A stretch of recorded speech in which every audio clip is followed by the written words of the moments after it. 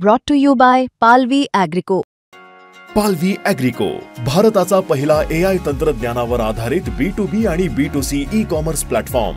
शेतीसाठी जे काही लागणार थेट तुमच्या बांधावर पोहोचणार, मोबाईलच्या एका क्लिकवर.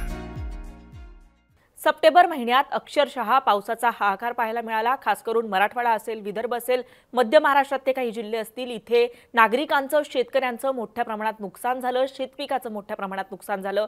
त्यानंतर आता ऑक्टोबर महिन्याला सुरुवात झालेली आहे. ऑक्टोबर महिन्याची वातावरणाची, पावसाची नक्की काय स्थिती असणार आहे, तर खरं तर ऑक्टोबर महिना हा ऑक्टोबर हिटसाठी ओळखला जातो. मात्र यंदाच्या वर्षी ऑक्टोबर महिन्यात उन्हाचे चटके नाही, तर यंदाच्या वर्षी ऑक्टोबर महिन्यात पावसाचा हाहाकार बघायला मिळणार आहे, असं हवामान खात्याकडून सांगण्यात आलेलं आहे. त्यानुसार अनेक भागांना अलर्ट सुद्धा वर्तवण्यात आलेले आहे.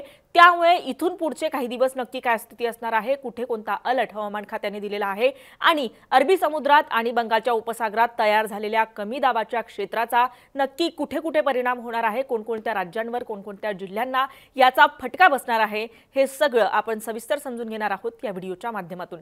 नमस्कार, मी छाया आणि आपण पाहताय वेदर रिपोर्ट. तर सर्वात आधी आपण आजची सॅटेलाइट इमेज बघणार आहोत, ज्याच्या माध्यमातून मी मागाशी उल्लेख केल्याप्रमाणे अरबी समुद्र आणि बंगालच्या उपसागरात नक्की काय स्थिती आहे याचा आपण अंदाज लावू शकतो. तर या सॅटेलाइट इमेजमध्ये आपण बघू शकतो की बंगालच्या उपसागरात एक कमी दाबाचं क्षेत्र जे आहे ते मोठ्या प्रमाणात तयार झालेलं आहे. त्याचा परिणाम म्हणून साऊथ इंडियाचे हे जे राज्य आहेत तिथे मोठ्या प्रमाणात आता पाऊस कोसळतोय. खास करून आंध्र प्रदेश असेल, ओडिसा असेल, या दिशेने हे जे चक्रीवादळ आहे, हे जे सायक्लोनिक सर्क्युलेशन आहे, हे सरकतंय आणि मोठ्या प्रमाणात तिथे पाऊस कोसळतोय. तर इकडे अरबी समुद्रात सुद्धा एक मोठ्या प्रमाणात कमी दाबाचं क्षेत्र तयार झालेलं आहे. गुजरातच्या दिशेने हे जे कमी दाबाचं क्षेत्र आहे ते गुजरातहून इकडे मुंबईच्या, महाराष्ट्राच्या दिशेने सरकताना दिसतंय आणि याचा परिणाम म्हणून पुढचे काही दिवस महाराष्ट्रातल्या अनेक जिल्ह्यांमध्ये पाऊस पडण्याची शक्यता हवामान खात्याकडून वर्तवली जाते. आता ह्या संदर्भात हवामान खात्याने नक्की काय ट्विट केलेलं आहे ते सुद्धा आपण या पुढच्या स्लाइड्सच्या माध्यमातून समजून घेऊ शकतो. तर हवामान खात्याचं हे ट्विट आहे, ज्यामध्ये सांगण्यात आलेलं आहे, cyclone is inducing very intense thunderstorms over south Odisha and north Andhra Pradesh. याचा अर्थ असा की मी मगाशी म्हटल्याप्रमाणे की जे गोलाकार चक्राकार वारे आहेत, वादळी वारे जे आहेत, जे चक्रीवादळ आहे ते साऊथ ओडिशा म्हणजे दक्षिण ओडिशा आणि उत्तर आंध्र प्रदेशवर त्याचा मोठ्या प्रमाणात परिणाम दिसतोय. तर low pressure situation over Arabian sea inducing heavy showers over south west Gujarat म्हणजे अरबी समुद्रामध्ये कमी दाबाचं क्षेत्र तयार झालेलं आहे, ज्याचा परिणाम साऊथ वेस्ट म्हणजे दक्षिण पश्चिम गुजरातवर मोठ्या प्रमाणात होतंय, असं सुद्धा या ट्विटच्या माध्यमातून सांगण्यात आलेलं आहे. याचबरोबर हवामान तज्ज्ञ के.एस. होसाळीकर यांनी सुद्धा एक ट्विट केलेलं आहे, ज्यामध्ये त्यांनी सांगितलेलं आहे, Marathwada almost no rain in past 24 hours, but let's keep watch on the possibilities of thunderstorm with rain in the next 2 to 3 days. Konkan, Madhya Maharashtra recorded light to moderate rains at places in the past 24 hours. याचा अर्थ असा की मराठवाड्यात मागच्या 24 तासांमध्ये पाऊस पडलेला नाहीये, पाऊस झालेला नाहीये. मात्र पुढच्या 2 ते 3 दिवसांमध्ये थंडरस्टॉर्म्स म्हणजे वादळी वारे वाहण्याची शक्यता आहे, पाऊस पडण्याची शक्यता पुढच्या 2 ते 3 दिवसात मराठवाड्यात आहे, असं त्यांनी म्हटलेलं आहे. याचबरोबर कोकण आणि मध्य महाराष्ट्रात मध्यम ते तुरळक स्वरूपाचा पाऊस सुद्धा पडतोय, हे सुद्धा त्यांनी हे ट्विट करत म्हटलेलं आहे. आता मगाशी मी सांगितल्याप्रमाणे अरबी समुद्र आणि बंगालच्या उपसागरात जे कमी दाबाचं क्षेत्र तयार झालेलं आहे त्याचा नक्की काय परिणाम होतोय हे आपण पुढच्या स्लाइडच्या माध्यमातून आणखी सविस्तर पद्धतीने समजून घेऊ शकतो. तर हवामान खात्याकडून जारी करण्यात आलेली ही इमेज आहे, हे मॅप आहे, ज्यामध्ये नक्की कमी दाबाच्या क्षेत्रांचा कुठकुठल्या राज्यांवर परिणाम होतोय हे आपण समजून घेऊ शकतो. तर इथे देण्यात आलेलं आहे, heavy spells 15 millimeter per hour accompanied with moderate thunderstorms म्हणजे हे जे कमी दाबाचं क्षेत्र तयार झालेलं आहे अरबी समुद्रामध्ये आणि बंगालच्या उपसागरामध्ये, हे याचा परिणाम म्हणून 15 millimeter per hour इतका पाऊस जो आहे तो पडण्याची शक्यता आहे आणि काही ठिकाणी तसा पाऊस पडतो सुद्धा आहे. इथे आपण बघू शकतो आंध्र प्रदेश आणि ओडिशा या राज्यांवर रेड अलर्ट हवामान खात्याकडून देण्यात आलेला आहे.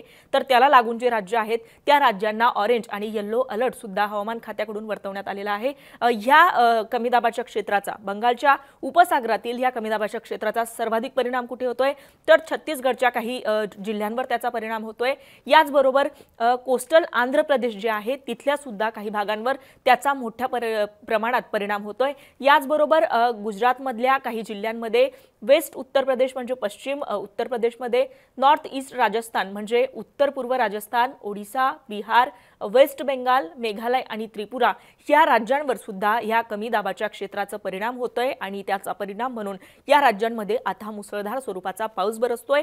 हे कमी दाबाचं क्षेत्र जेव्हा जेव्हा तयार होतं तेव्हा त्याचा परिणाम मराठवाड्यावर सुद्धा होत असतो आणि त्याचा परिणाम म्हणून मराठवाड्यावर तुफान स्वरूपाचा पाऊस बरसत असतो। त्यामुळे पुढचे काही दिवस नक्की कसे असणार आहे वातावरणाचे हे पाहणं महत्त्वाचं असणार आहे। आता ह्या सगळ्याचा अंदाज घेत हवामान खात्याने कुठे कोणता अलर्ट दिलेला आहे ते आपण पुढच्या स्लाइडच्या माध्यमातून समजून घेऊ शकतो। तर 2 तारखेचा म्हणजे आजच्या तारखेचा हा मॅप आहे, ज्यामध्ये आपण बघू शकतो की विदर्भ आणि मराठवाड्यातल्या काही जिल्ह्यांना आज हवामान खात्याकडून अलर्ट देण्यात आलेला आहे। इथे आपण बघू शकतो गडचिरोली, गोंदिया, चंद्रपूर, वर्धा, नागपूर, यवतमाळ, अमरावती, अकोला, बुलढाणा, वाशिम आणि नांदेड हे जे जिल्हे आहेत या सगळ्या जिल्ह्यात आज पाऊस पडण्याची शक्यता हवामान खात्याकडून वर्तवण्यात आलेली आहे। हे जिल्हे जर सोडले तर उर्वरित काही जिल्ह्यांमध्ये विजांचा कडकडाट असू शकतो, ढग काही प्रमाणात दाटलेले असू शकतात। मात्र विदर्भातले आणि मराठवाड्यातले हे जिल्हे सोडले तर उर्वरित महाराष्ट्रात कुठेही पाऊस पडण्याची शक्यता हवामान खात्याकडून वर्तवण्यात आलेली नाहीये। याचबरोबर आणखी एक गोष्ट नमूद करण्यासारखी आहे की कुठेही आज रेड किंवा ऑरेंज अलर्ट हवामान खात्याकडून देण्यात आलेला नाहीये। येलो अलर्ट फक्त काही भागांना देण्यात आलेला आहे। त्यामुळे हा जो पाऊस पडणार आहे हा तुफान स्वरूपाचा मुसळधार स्वरूपाचा पाऊस नसणार आहे। कमी आणि मध्यम तुरळक स्वरूपाचा हा पाऊस आज पडण्याची शक्यता हवामान खात्याकडून वर्तवण्यात आलेली आहे। त्यानुसार आता तुमच्या भागात काय स्थिती आहे, तुमच्या भागात पाऊस पडतोय का किंवा पाऊस ओसरल्याचं चित्र दिसतंय का, नक्की काय स्थिती आहे आम्हाला कमेंट करून नक्की कळवा। आता 3 आणि 4 ऑक्टोबरची नेमकी काय स्थिती असणार आहे तर 3 आणि 4 तारखेलाही महाराष्ट्रातल्या अनेक भागांमध्ये पाऊस पडण्याची शक्यता असणार आहे। आजच्या म्हणजे 2 तारखेच्या तुलनेने 3 तारखेला महाराष्ट्रातल्या अनेक भागांमध्ये पाऊस पडणार आहे।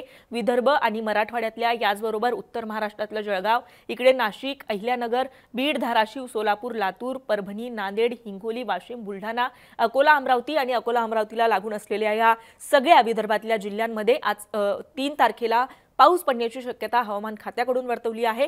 येलो झोनमध्ये जे सगळे जिल्हे आहेत मी उल्लेख केलेले ते येलो झोनमध्ये आहे। 4 तारखेची काय स्थिती असेल तर 4 तारखेलाही विदर्भात पावसाचा जोर हा कायम असणार आहे। सलग इथून पुढच्या 3ऱ्या दिवशीही विदर्भातल्या या जिल्ह्यांमध्ये पाऊस पडण्याची शक्यता असणार आहे। तर याचबरोबर मध्य महाराष्ट्रातल्या सुद्धा काही भागांमध्ये पाऊस पडण्याची शक्यता हवामान खात्याकडून 4 तारखेला सुद्धा वर्तवलेली आहे। अहिल्यानगर, बीड, धाराशिव, लातूर, सोलापूर, हिंगोली, परभणी, नांदेड या पट्ट्यात सुद्धा पाऊस पडण्याची शक्यता हवामान खात्याने वर्तवलेली आहे। येलो अलर्ट या पट्ट्याला या जिल्ह्यांना देण्यात आलेला आहे।